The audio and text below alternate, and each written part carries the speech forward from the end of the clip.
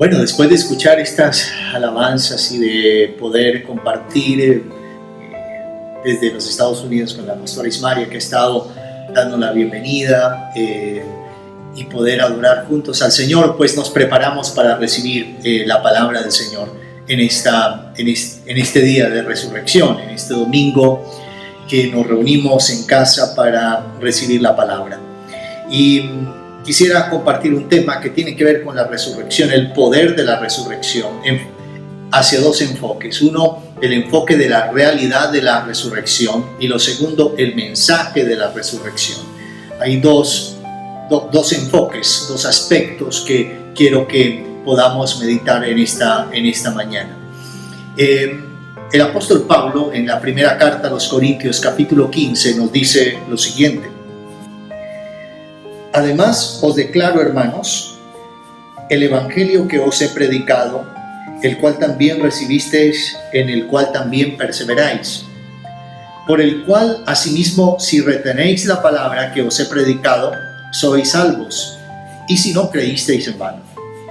Porque primeramente os he enseñado lo que asimismo recibí, que Cristo murió por nuestros pecados conforme a las Escrituras, y que fue sepultado, y que resucitó al tercer día conforme a las Escrituras, y que apareció a Cefas y después a los 12.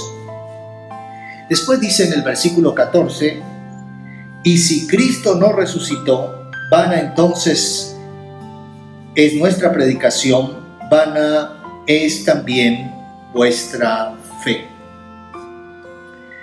Ahora, para hablarles sobre la realidad de la resurrección, tenemos que entender que para muchos el hecho de la resurrección de entre los muertos lo catalogan como un mito, una ficción, un imaginario, una falacia, pero existe una forma científica, un método para poder demostrar la realidad de la resurrección. Y es el mismo método que que usan los historiadores para poder dar testimonio si un evento que ocurrió en la historia, en el tiempo, fue real o fue ficticio. Y se llama el método histórico. El método histórico es la metodología que se usa para eso, para demostrar que un evento en el pasado fue un evento real o no fue real. Y cuando nosotros nos acercamos a la resurrección de Cristo, la resurrección de Cristo no es un asunto, no es una locura, no es un asunto que no se pueda comprobar. Si usamos por lo menos los 3 pasos que usa el método histórico, que en primer lugar determina el tema, ¿no?, a través de una erotética, que es unas preguntas que se hacen para formular cuál es el asunto que se tiene que trabajar, y después también empiezan a localizar las fuentes primarias, los testimonios, y empieza a haber una recopilación de los hechos. Pues nos vamos a dar cuenta que hay unas evidencias que nos van a ayudar a entender la realidad de la resurrección. Ahora, nuestra fe, la fe cristiana, no es una fe que está basada no es una fe ciega, no es una fe que vaya en contra de la razón. Y cuando nosotros podemos acercarnos a esto, tenemos que mirar varias cosas. Primero, hay 3 aspectos. El primero es la evidencia de la ejecución, ¿no? La evidencia de la ejecución. Recuerda que estamos ahorita en el enfoque de la realidad de la resurrección. Ahora, la evidencia de la ejecución. Cristo murió. O sea, el hecho de que se compruebe que la muerte de Cristo fue una realidad es el primer paso para demostrar la resurrección. Muchos enemigos de las Escrituras y del relato bíblico han dicho que lo que ocurrió fue que Jesús se hizo el muerto y después hubo una especie de restauración física. Pero hay evidencias, hay más de 5 fuentes, y muchas de ellas no cristianas. Por ejemplo, Josefo, Tácito, Lucio, el Talmud judío, ¿no?, hablan acerca de la muerte de nuestro Señor Jesús. Así que la muerte fue una realidad. El mismo hecho que fuera traspasado su costado con la lanza romana para verificar que Cristo en realidad había muerto. Ahora, Esa es la evidencia de la ejecución. Después tenemos los informes y la evidencia de la resurrección. Y es el testimonio que aparece. En los discípulos, el testimonio que aparece a más de 500 personas, a todos los apóstoles, inclusive a un enemigo, al enemigo público del cristianismo que era Saulo de Tarso. Y cómo Jesús se aparece a él y él a través de esa experiencia hace un cambio de vida, ¿no? Ese es un testimonio también. Así que la resurrección no es un mito. Y la tercera evidencia, la tumba vacía. Y es que no encontraron nunca, ni encontrarán nunca el cuerpo de nuestro Señor. Ahora, la resurrección es una realidad. La resurrección es una realidad en nuestra vida y en nuestra fe. Pero ¿cuál es el mensaje? Y es ahí donde yo quiero detenerme un poco, para que podamos entender cuál es ese mensaje que nos da esa resurrección. El mensaje que nos da la resurrección es que trae sobre nuestra vida una nueva dimensión de fe. Una nueva dimensión de fe. En el texto que leímos, el apóstol Pablo le está escribiendo a los corintios porque parece que había un rumor que no existía la resurrección, que no había resurrección. Recuerden que los griegos solamente escucharon a Pablo cuando predicó hasta que habló de la resurrección de entre los muertos. Para ellos hasta ahí fue, el límite de poder escuchar al apóstol Pablo. Ellos no creían en eso. Así que parece que había entrado ese tipo de pensamiento y Pablo escribe a la iglesia de Corintios diciéndole, no, mira, la resurrección es una realidad porque Cristo resucitó, es una realidad porque trae una nueva dimensión de fe. Ahora, él dice que si Cristo no resucitó, entonces vana sería nuestra fe. La resurrección de Cristo hace que tengamos una fe nueva, una dimensión de fe increíble.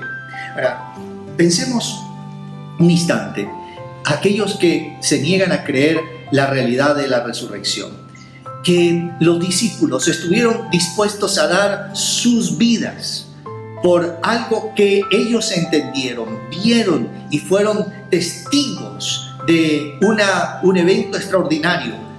Vieron a su Señor, vieron a nuestro Señor muerto, pero también lo vieron vivo, resucitado.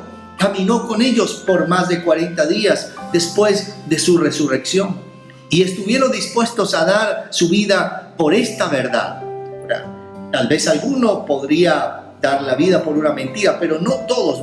No existe uno de los 12 que no diera su vida o su sacrificio o pagara el precio porque ellos sabían que era una realidad. Ahora, ¿qué tiene que ver esto con nosotros? Que nuestra fe tiene una dimensión de resurrección. Cuando hablo de dimensión de fe, significa que tu fe, la fe que hemos colocado en el Señor, tiene la capacidad de dar vida a aquello que ha muerto. Significa que pueden haber cosas en nuestra vida que hayan muerto. Pueden existir situaciones que tal vez estás viviendo que dicen esto ya no tiene salida, no hay salida. Pero quiero darte esta palabra, que la fe que posees es una fe de resurrección. Es una fe que puede traer algo nuevo sobre tu vida. Una fe que puede hacer que de las cenizas se levante algo nuevo. Que de las cenizas empiece a ocurrir algo extraordinario. La fe que tú y yo tenemos en el Señor es una fe que abre una dimensión hacia lo espiritual. No es una fe vana, es una fe que produce un milagro, es una fe que produce lo que Dios ha establecido para nosotros, es una fe digna de ser conservada. Por eso nosotros tenemos que usar nuestra fe como un escudo en estos tiempos. La fe es el escudo de cada uno de nosotros para apagar los dardos de fuego del maligno. Así que entremos en una nueva dimensión de fe. Esa nueva dimensión de fe significa en qué estoy creyendo, cómo estoy creyendo, cuál es nuestra forma de creer, qué es lo que estoy viviendo esto que creo. Y creo que como iglesia necesitamos caminar en esa nueva dimensión de fe. Entramos creyendo, por ejemplo, en este caso, que esta palabra que estoy soltando sobre tu vida está trayendo un impacto en tu corazón. Es una fe, aunque hoy no pueda ver tus ojos ni ver la reacción de de su vida, tengo la plena certidumbre que esta palabra va a impactar su corazón. Es una nueva dimensión de fe. También la resurrección no solamente nos da una nueva dimensión de fe, sino que también despierta una nueva pasión. Una nueva pasión. ¿Qué cosas nos apasionan en la vida? Y una de las pasiones más emocionantes es la pasión por seguir a Jesús. Es la pasión por todo lo que tiene que ver con Dios. Yo quiero que el Señor hoy, en esta mañana de resurrección, traiga sobre tu vida una nueva pasión. Una pasión que pueda llevarnos a testificar en cualquier escenario acerca de quién es Jesús y cómo el Señor llegó a cambiar nuestra vida. Tenía 17 años cuando un amigo me invitó por primera vez a una celebración cristiana. Mi interés de ir a ese lugar pues era acompañar a mi amigo. Llegué a ese lugar, a una iglesia cristiana. Mientras estaban cantando las alabanzas, entré en el auditorio y había en ese auditorio más o menos unas 400, 500 personas. Y cuando llegué y escuché por primera vez estas alabanzas y el ambiente espiritual que había allí, sentí como un abrazo, como si algo me arropara. Y empecé a llorar. Y cuando empecé a llorar, yo no entendía por qué. Era una lucha entre la razón y lo que sentía, ¿no? Y empecé allí a tener esta experiencia. Durante ese día, pues yo le he contado a usted que lloré todo en la celebración. Mis amigos que estaban a mi lado me dicen, ¿qué te pasa? Y yo les decía, no, es que se me entró un mugre en el ojo. Pues somos una generación que nos habían enseñado que los hombres no llorábamos. Y empezaba. El problema es que me lloraban los dos ojos, ¿no? Estaba en esa situación. Y lloré las alabanzas, lloré la predicación, lloré las ofrendas, lloré los anuncios, bueno, creo que todo. Y me pareció extraño. Después dije, ¿qué es lo que me está pasando? Porque lo que estaba ocurriendo en ese momento era un encuentro especial con la resurrección, un encuentro especial con Cristo resucitado. Ahora, ese encuentro con Cristo resucitado, ¿no? Ese encuentro que tenemos con Él, es la evidencia de un cambio en nuestra vida. Así que esa resurrección despierta una pasión, una nueva pasión. Cada persona que ha tenido un encuentro con Jesús tiene la capacidad de poder tener en su corazón una pasión por Dios como nunca antes.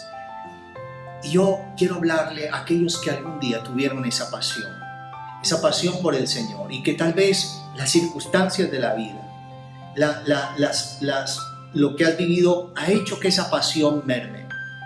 Tal vez en algún momento en tu historia hablas sobre tu fe, tu comunión, tu pasión por búsqueda de Dios, tu pasión por adorarle a Él, tu pasión por ese encuentro, pero tal vez se perdió en lo largo de tu historia.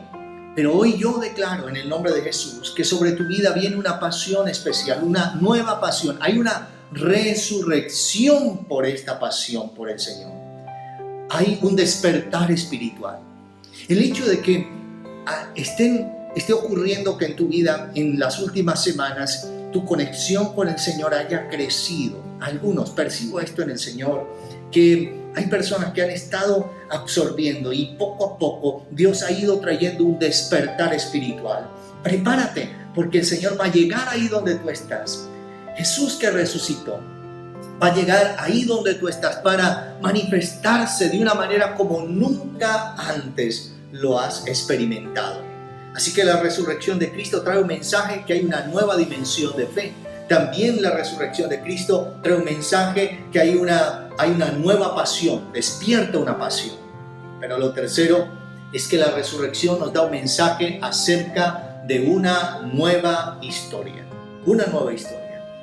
La historia parece que hubiera finalizado, ¿no? Cuando Jesús muere en la cruz. Los discípulos están allí, viendo a su Señor, a su Maestro, a nuestro Señor, siendo llevado a la tumba de José de Arimatea y estar siendo colocado allí, esperando que pase ese sabbat, ese día de descanso, y poder tal vez el domingo, primer día de la semana para el pueblo hebreo, llegar allí para acabar de hacer los rituales normales, ¿no? Y cuando está allí, es interesante que son las mujeres las primeras que tienen esa revelación. A quien Jesús se le revela primero es a estas mujeres que van allá a buscar el cuerpo del Señor. Y se encuentran con la tumba vacía, se encuentran con los ángeles, se encuentran con el Señor allí. Y después le comunican a los discípulos y Pedro y Juan hacen una carrera para llegar allí. Juan llega primero a la tumba, pero no entra, era más joven. Y después llega Pedro y entran y encuentran los lienzos, parece que en la forma del cuerpo, como si el cuerpo hubiera traspasado los lienzos. Y ahí comienza una nueva historia. Pero los discípulos todavía no entendían que esa nueva historia había comenzado para ellos. Todavía la resurrección no estaba todavía tan clara en ellos. Así que Pedro decide irse a pescar, porque él dice: esto se acabó. La historia hay que volver otra vez. La historia con el Señor, estos 3 años y medio, parece que pues finalizaron. Y ahora no sabemos qué va a pasar. Tenemos enemigos y yo me voy a pescar, es lo único que sé hacer. Y los que eran pescadores dijeron: vamos contigo, y se fueron a pescar. Pero esa noche no pescaron nada, porque el pasado de ellos no volvería a su presente. Escucha esta palabra: el pasado de ellos no volvería a su presente. Significa que hay personas que tal vez en su vida están esperando que las cosas del pasado vuelvan a replicarse hoy. Y hoy el Señor tiene para nosotros una palabra de resurrección, de que no esperes que las cosas del pasado vuelvas a experimentarla. Hay gente que me dice: es que yo quiero volver a tener la experiencia que tuve atrás en el pasado, y Dios te dice: no, porque yo te doy nuevas experiencias. La Biblia dice que nuevas son cada mañana sus misericordias. Y ahora ellos están allí buscando en su pasado, en su historia, una nueva experiencia. Pero llega el Señor en la mañana, cuando no han pescado nada durante toda la noche y han regresado ahora con la frustración, pensando que ya no sabían ni siquiera pescar, que ya no eran buenos ni siquiera para eso. Lo que ellos no sabían es que la resurrección de Cristo iba a marcar una nueva historia. Se encuentran al Señor pidiéndoles algo. Dice: hijitos, ¿tenéis algo que comer? Mostrándole la necesidad. Y dijeron: nada, no tenemos nada, ni para el desayuno hay. Pero cuando están allí, el Señor les da una palabra y les dice: tiren la red al lado derecho. Y cuando tiran la red, ocurre el milagro de una pesca milagrosa. Y eso es la resurrección. La resurrección te hace recuperar aquello que perdiste. Esta es la palabra de resurrección que tengo para ti hoy. Es que hay cosas que se perdieron en el transcurso de tu historia, que hoy, en el nombre del Señor, vas a recuperarlas conforme a su propósito. Si dejas que el Señor aparezca en tu historia, hoy el Señor va a hacer que aquello que no has logrado pueda lograrlo si Él está como el Señor de tu vida. Si Él es el Señor de tu corazón. Tira tu red de nuevo. Haz las cosas de nuevo, porque hay algo y una unción de resurrección que viene sobre ti.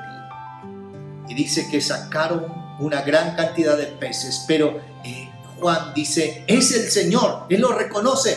Sí, ya ahora el enfoque no era en los peces, ahora el enfoque era en el Señor. Porque cuando tú tienes la pasión por el Señor, no te importa si Dios te bendice o no, no importa cuánto el Señor te pueda dar. Lo importante es que Él esté allí. Y descienden de la barca para encontrarse con el Señor. Y cuando descienden de la barca para encontrarse con el Señor, y el último que desciende allí es Pedro, que tenía una conversación pendiente con el Señor. Recuerde que la última vez que se vieron, Pedro le había negado, le había traicionado. Cuando llegan donde el Señor, eso está en Juan capítulo 21, ellos encuentran que el Señor ha preparado el desayuno. Encuentran que el Señor tiene pescado asado y que les ha preparado el desayuno. Qué hermoso es el Señor. Qué detalle tan maravilloso. Él ha preparado una comida para sus discípulos. Siendo el Señor, está sirviéndoles. Y creo que esto es lo que no podemos perder en nuestra historia y en la historia de la iglesia, que somos llamados para servir a otros. Que somos llamados no para que nos sirvan, sino para servir a otros. Es el ejemplo que el Señor nos ha entregado. Y cuando puedo entender eso, entonces algo nuevo empieza a suceder en nuestra vida y en nuestra historia. Jesús está allí, espera a que ellos coman y después mira a Pedro y le dice: Pedro, ¿me amas? Y empieza la conversación que tal vez en otra ocasión tendremos la oportunidad de compartir, pero empezó una nueva historia. Ahí empezó la historia. Los discípulos llegaron con una nueva pasión, con una nueva fe, pero con una nueva historia. Y ahora Pedro es uno de los que está junto con los discípulos, junto con los 120 orando, y en Hechos capítulo 2 está ocurriendo esa unidad de la iglesia, y viene el Espíritu Santo y viene un mover de Dios increíble, una visitación del Señor, y ocurre lo que era impensable, que el mismo Pedro, que 50 días atrás le había negado, ahora era el mismo Pedro que se levantaba con poder, con autoridad, para proclamar que Jesucristo es el Señor. Quiero orar hoy para que Dios empiece una nueva historia. No sé si el Señor Jesús sea el dueño de tu historia. Tal vez es alguien en quien crees, pero no le has entregado la historia de tu vida. Y sea el momento donde puedas entregarle la historia de tu vida. Sea el momento donde le puedas decir: Señor, sabes, te entrego hoy la historia de mi vida. Y si no lo has hecho, repite conmigo esta oración, ahí donde usted está. Señor Jesús, te doy gracias por poderme acercar a ti en esta mañana. Te pido perdón por todos mis pecados. Hoy abro las puertas de mi corazón y te confieso como mi único Rey y Salvador. Y declaro que tú eres el dueño de mi historia. Anota mi nombre en el libro de la vida, en el nombre de Jesús. Amén. Si usted hizo conmigo esta oración, significa que ahora Jesús es el dueño de su historia. Pero déjame hacer una oración más. Porque el mensaje de la resurrección, que es un enfoque real, ¿no? Que es una realidad, también tiene un mensaje. Y es el mensaje que viene una nueva fe, una nueva dimensión de fe. Estoy creyendo que ahora Dios está activando en el nombre de Jesús una nueva dimensión de fe sobre tu vida. Creerás de la manera, no como antes creías, creerás de una manera sobrenatural. Hay un don de fe que se está activando en ti. No solamente eso, sino que también se activa una pasión en el nombre de Jesús. Un despertar en tu espíritu. Padre, yo declaro en el nombre de Jesús que hay un despertar en el espíritu de cada uno de nosotros, de una pasión como nunca antes la hemos tenido, una pasión por ti, por la santidad. Pido una visitación ahí donde, Señor, están en esta mañana, y en el nombre de Jesús declaro que esta pasión trae una nueva historia, esa historia de fracaso y de derrota, esa historia de frustración finaliza en el nombre de Jesús, en el nombre de Jesús. Hoy tu historia se escribe de una manera nueva por la obra de Cristo. Gracias, Señor, te doy. Amén y amén. Es maravilloso poder tener en cuenta todos estos aspectos acerca de la resurrección. Así que le animo para que usted pueda seguir conectado con nosotros de lunes a viernes en nuestros altares familiares a las 7:30. Siempre hay un mensaje allí, 7:30 de la noche, y pueda estar cada domingo a las 10 de la mañana a través de nuestra celebración virtual, congregándonos en casa. Quiero animar a todos los creyentes para que sigamos adelante con nuestras adoración al Señor en todas las áreas de nuestra vida, y también podamos hacerlo a través de compartir este mensaje a otros. Así que le animo para que lo compartas. Bendiciones. Escucha estos anuncios.